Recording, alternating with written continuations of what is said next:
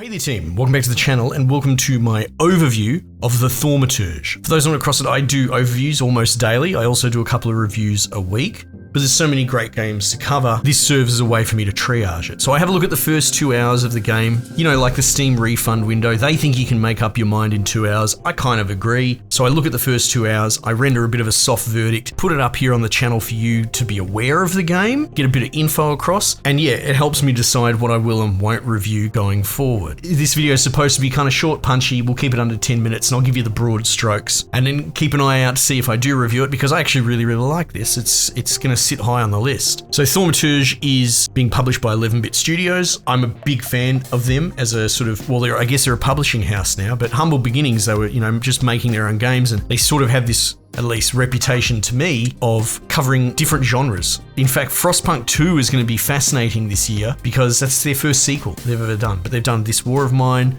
Moonlighter, Children of Morta, The Invincible last year, and that was really wonderful, if a bit overpriced. Anyway, obviously I'm a bit of a fan, and while they didn't develop this, they've still, you know, they've got the King's Taste tester. They've got it right. This game's really cool. What is it? Well, it's a new genre again for them. It's sort of like a narrative-based isometric camera exploration game. A bit hidden object-y, which can wear on me, that sort of stuff, but it works fine here. It's all very beautiful. It's set up in 1905, and I've looked into it. Like, I'm a bit of a history fan. I just enjoy. Show me some interesting history and I will absorb it if you tell it to me well. One of my favorite examples, Assassin's Creed Mirage recently. You know, everyone just assumed it's crap because it's popular to hate Assassin's Creed, but so informative about the Abbasid dynasty in Baghdad. But anyway, maybe I'm just becoming an old man, but I feel like I always enjoyed history. So this is set in 1905. It looks like it's going to take place primarily in Warsaw. The tutorial, you sort of start out in the boonies a bit. And it would seem at that time, Warsaw or Poland was, you know, sort of subdivided and some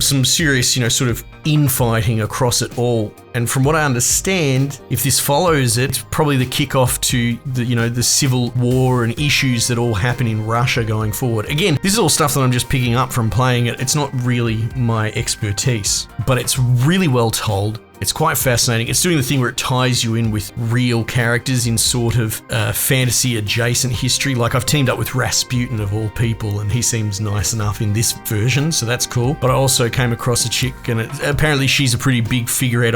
I've spoiled myself and Googled it a bit on Wiki. I can't remember her name off the top of my head, but she seems to be an important figure in the sort of 1905 revolts in this era. Anyway, my point is, very interesting story tied in with that. However, it is still fantasy. It is very much Euro fantasy. I don't know what else to call it, but examples are like Witcher. Even though everyone loves The Witcher 3, that had a real sort of Western flavor to it, at least compared to the early ones. I like referencing Witcher 1. There's something very gritty and grim and much more Eastern Euro flavored fantasy. Battle Brothers, another touchstone. I don't want to get off track too much, but I'm trying to give you an idea of the mouthfeel. In this, you're dealing with sort of boogeymen, monster creatures that come out of Euro nightmare fuel and not traditional Western bloody Dungeons and Dragons, elves and goblins and that crap. But the idea with the Thaumaturge is you're sort of a spirit healer, insofar as like a mentalist would be a social healer. Like you have the ability to see these spirit monster Pokemon creatures that look pretty wild and cool that attach themselves to someone that has sort of like a sin weighing heavy on them, and that in turn was on the back of like a falling out or an incident. So the idea, from what I can tell, at least so far, is you go into a region, there's been some sort of mystery that needs a solving.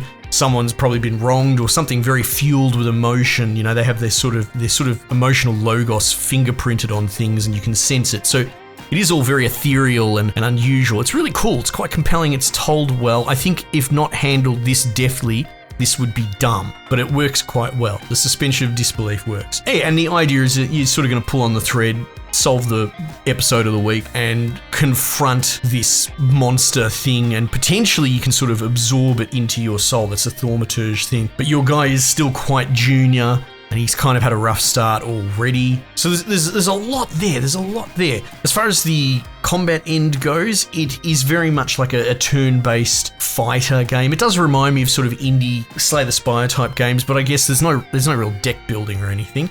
It's more of it's not ATB, it's more of a timer-based, turn-based system. So you can see it telegraphing how long they're going to take to make their attack, and they have like focus stun points associated with them. It's not just their health bar. And so you and your sidekick monsters have to sort of try and cancel their attack in a way. I guess even Persona 3 recently comes to mind.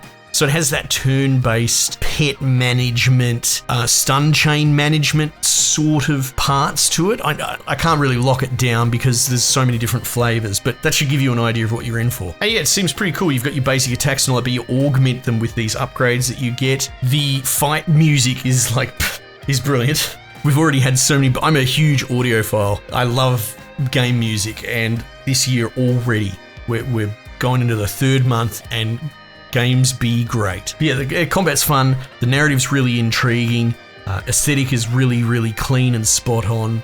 It is very much a period piece, which I love, kind of removes from a lot of modern bullshit. Yeah, all in all, this is really, really promising, and I very much look forward to playing more if I do get around to review. I'm already reviewing something else at the moment, so priorities. But yeah, for my part, I want to put it out there, let you know, 11-bit has struck gold. Again, that's what it looks like to me. Anyway, I don't need to waffle. Team, might just leave it there for the time being. I'll catch you guys on the next one.